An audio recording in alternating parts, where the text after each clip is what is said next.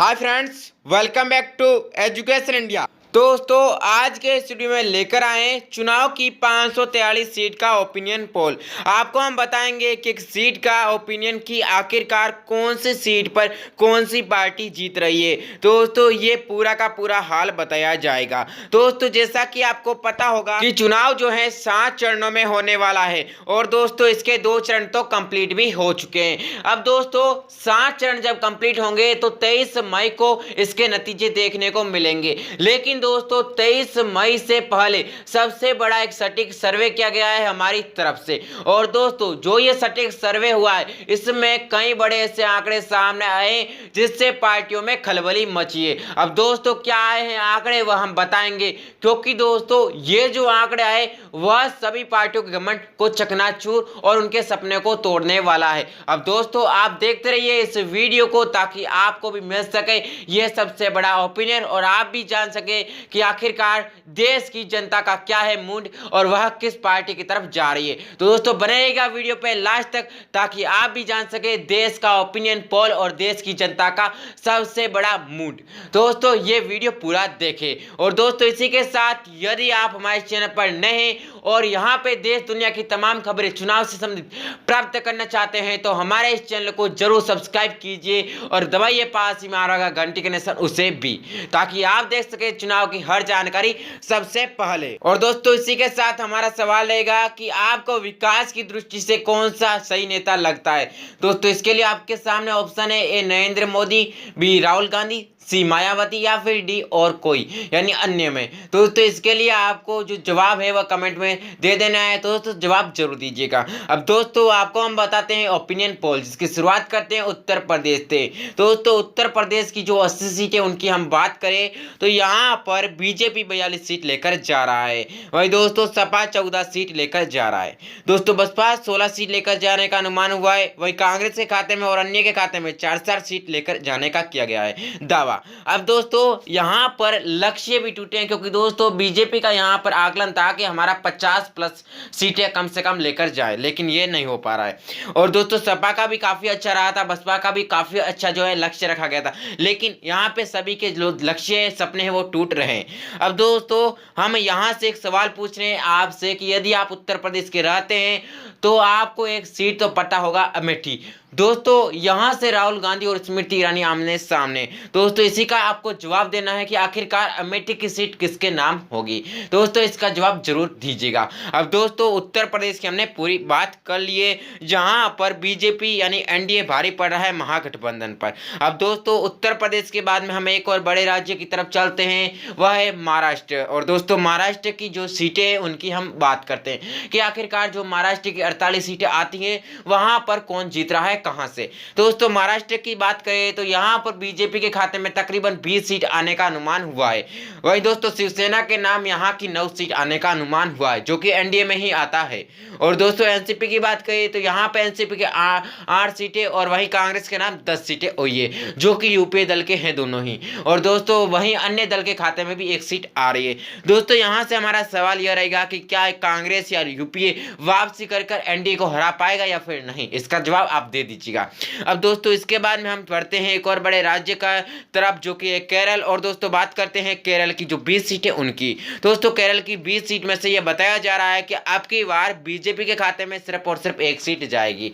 वही दोस्तों left front के खाते में यहाँ की 6 सीट जाएगी। और दोस्तों कांग्रेस के नाम यहाँ पे सबसे अधिक 9 सीट जाएगी और अन्य के नाम 4 सीट जाएगी। यहाँ से हम बात करें सवाल की तो दोस्तों यहाँ से हमारा सवाल यह रहेगा कि क्या कांग्रेस को हरा पाएगा लेफ्ट फ्रंट या फिर नहीं। दोस्तों इसका जवाब दे दीजिएगा। अब दोस्तों इसके बाद में हम एक और बड़े राज्य की बात करें तो वह है राजस्थान। और दोस्तों राजस्थान की 25 सीट में से यह बताया गया है कि बीजेपी 20 सीट लेकर जाएगा, वहीं दोस्तों कांग्रेस 5 सीट लेकर जाएगा। अब दोस्तों अन्य दल का यहाँ पे खाता नहीं खुलेगा। और यहाँ का एक सवाल भी आपसे रहेगा कि क्या कांग्रेस बीजेपी को हरा पाएगा और विधानसभा चुनाव का फायदा ले पाएगा। यह जवाब जो है आप कमेंट में दे दीजिए। अब दोस्तों अगला बड़ा राज्य आता है गुजरात। और दोस्तों गुजरात की 26 सीट की बात करें तो यहाँ पर 26 सीट में से बीजेपी के खाते में 25 सीट जाने का अनुमान किया गया है और दोस्तों कांग्रेस के खाते में 1 सीट जाने का अनुमान है और वही अन्य दल के खाते में 0 सीट यानी खाता नहीं खुलेगा। अब दोस्तों यहाँ का सवाल यह रहेगा कि क्या बीजेपी क्लीन स्वीप करेगा या फिर नहीं,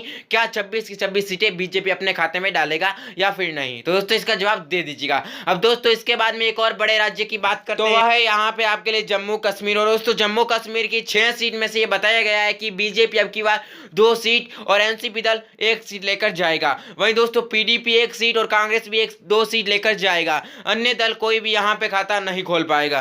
दोस्तों यहाँ का सवाल यह रहेगा कि क्या यहाँ पर बीजेपी पूर्ण रूप से सरकार बना पाएगा, क्या यहाँ पे अधिक सीटें 6 में से जम्मू कश्मीर की बीजेपी अपने नाम डालेगा या फिर नहीं, इसका जवाब दे दीजिएगा। अब दोस्तों इसके बाद में एक और बड़े राज्य की बात, तो अगला बड़ा राज्य आया है आपके लिए बिहार। और दोस्तों बिहार की 40 सीट की हम बात करें तो यहाँ पर बीजेपी के खाते में 40 में से 14 सीट जाने का अनुमान किया गया है। वहीं दोस्तों आरजेडी दल के खाते में यहाँ की 9 सीट जाने का अनुमान किया गया है। जनता दल यूनाइटेड के नाम यहाँ की 11 सीट जाने का अनुमान हुआ है। वहीं कांग्रेस के नाम यह ओपिनियन बताया गया है कि 2 सीट ही जाएगी और दोस्तों अन्य दल भी यहाँ पे 4 सीट लेकर जाएगा। दोस्तों यहाँ के कांटे की टक्कर को देखते हुए हमारा एक सवाल है कि यहाँ पर आप किसे पसंद करते हैं, कौन सी पार्टी को आप अपना चहेता मानते हैं, दोस्तों ये कमेंट में दे दीजिएगा। यहाँ पे कमेंट करके जवाब जरूर दे दीजिएगा। अब दोस्तों इसके बाद में एक और बड़ा राज्य आया है आपके लिए और वह राज्य है पश्चिम बंगाल, जो कि एक बहुत ही बड़ा राज्य है। दोस्तों पश्चिम बंगाल की 42 सीट की बात करें तो यहाँ पर बीजेपी और टीएमसी के बीच में कांटे की टक्कर चलेगी, लेकिन फिर भी टीएमसी जीतेगा। दोस्तों यहाँ पे बीजेपी के खाते में मात्र 11 सीट, टीएमसी के खाते में 30 सीट और दोस्तों कांग्रेस 1 सीट लेकर जाएगा। लेफ्ट फ्रंट और अन्य दल कोई भी खाता नहीं खोल पाएगा। दोस्तों यहाँ पे यह सवाल रहेगा कि क्या मोदी जी का जो दल है वह ममता बनर्जी को हरा पाएगा या फिर नहीं। अब दोस्तों इसके बाद में एक और बड़ा यहाँ पे आपके लिए राज्य आया पंजाब। और दोस्तों पंजाब की 13 सीट की बात करें तो यहाँ पे बीजेपी का खाता नहीं खुलेगा। आम आदमी पार्टी 1 सीट लेकर जाने का अनुमान हुआ है। वहीं शिरोमणि अकाली दल के खाते में 3 सीट जाने का अनुमान हुआ है। कांग्रेस खाते में 9 सीट और अन्य कोई दल यहाँ पे नहीं चलेगा। दोस्तों यहाँ का सवाल यह रहेगा कि क्या बीजेपी यहाँ पे खाता खोल पाएगा या फिर नहीं, 0 पर ही रहेगा। अब दोस्तों इसका जवाब दे दीजिएगा यदि आप एक सच्चे हिंदुस्तानी है तो पंजाब की बात करने के बाद में एक और बड़े राज्य की बात करते हैं जो कि है उड़ीसा। और दोस्तों उड़ीसा की 21 सीट की बात करें तो यहाँ की जो अधिकतर सीटें हैं वह है बीजेडी यानी बीजू जनता दल के खाते में। दोस्तों यहाँ पर बीजेपी के खाते में मात्र 9 सीट, वहीं बीजेडी के खाते में 12 सीट। वहीं दोस्तों कांग्रेस और अन्य कोई दल तो यहाँ पे अपना खाता भी नहीं खोल पाएगा।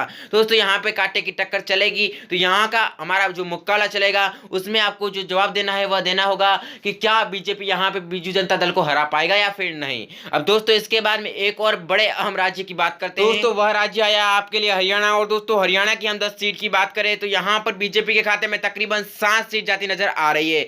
वहीं दोस्तों कांग्रेस के खाते में 10 सीट और अन्य दल के खाते में 1 सीट जाती नजर आई है।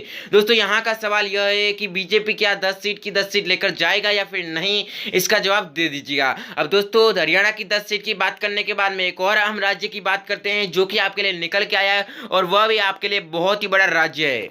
दोस्तों अगला बड़ा राज्य आता है आपके लिए कर्नाटक। और दोस्तों कर्नाटक की 28 सीट की बात करें तो यहाँ पर बीजेपी के खाते में तकरीबन 16 सीट, वहीं दोस्तों जेडीएस के खाते में 1 सीट और कांग्रेस के खाते में 10 सीट जाती नजर आई है। अन्य दल के खाते में 1 सीट जाती नजर आ रही है। दोस्तों यहाँ का सवाल ये रहेगा कि क्या यूपीए दल एनडीए पर भारी पड़ेगा या फिर नहीं, इसका जवाब दे दीजिएगा।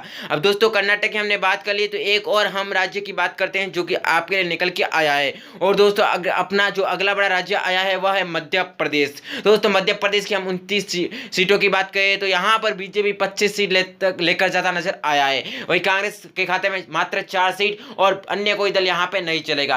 दोस्तों यहाँ का सवाल यह रहेगा कि क्या बीजेपी खाता यहाँ पर जो है बीजेपी सभी 29 की 29 सीट लेकर जाएगा या फिर नहीं। अब दोस्तों इसके बाद में एक और हम राज्य आता है गोवा। और दोस्तों गोवा की 2 सीट की हम बात करें तो यहाँ पर दोनों की दोनों बीजेपी, वहीं दोस्तों अन्य कोई दल यहाँ पे नहीं चलेगा। कांग्रेस भी खाता नहीं खोल पाएगा। यहाँ का ये बात रहेगा कि क्या कांग्रेस खाता खोल पाएगा या फिर नहीं। अब दोस्तों जवाब दे दीजिएगा। दोस्तों गोवा की बात करने के बाद में हम चलते हैं छत्तीसगढ़ की तरफ। और दोस्तों छत्तीसगढ़ की 11 सीट की बात करें तो यहाँ पर कांग्रेस अपना कब्जा जमा रहा है अधिकतर सीटों पर। दोस्तों बीजेपी के खाते में यहाँ की 2 सीट जाती नजर आ रही है, कांग्रेस के खाते में 8 सीट और अन्य दल के खाते में 1 सीट। दोस्तों यहाँ का सवाल यह है कि क्या बीजेपी 2014 की तरह कर पाएगा, क्या बीजेपी 2014 की तरह जीत पाएगा। अब दोस्तों यहाँ का जो जवाब सवाल है उसका जवाब दे दीजिएगा। अब दोस्तों इसके बाद में हम एक और अहम राज्य की बात करते हैं तो वह है तमिलनाडु। और दोस्तों तमिलनाडु की जो 39 सीट है उनकी बात करें दोस्तों यहाँ पर बीजेपी के खाते में एक भी सीट नहीं जाएगी। वहीं एडीएमके यानी अन्ना द्रमुक पार्टी के खाते में 17 सीट, डीएमके के खाते में 11 सीट, कांग्रेस के खाते में 4 सीट और अन्य दल के खाते में 7 सीट जाती नजर आई है। अब दोस्तों यहाँ पर आपके अनुसार कौन जीत रहा है, क्योंकि दोस्तों कड़ा रोमांचक मुकाबला है। अब दोस्तों इसके बाद में हम झारखंड की बात करते हैं जहां पर है 14 सीट। और दोस्तों 14 सीट में से बताया जा रहा है कि बीजेपी यहाँ की 7 सीट लेकर जाएगा। वहीं दोस्तों जेएमएम जो पार्टी है वह 3 सीट और जेवीएम 2 सीट लेकर जाएगा। वहीं दोस्तों कांग्रेस 2 सीट और अन्य दल भी 0 सीट, अन्य दल के खाते में एक भी सीट नहीं जाएगी।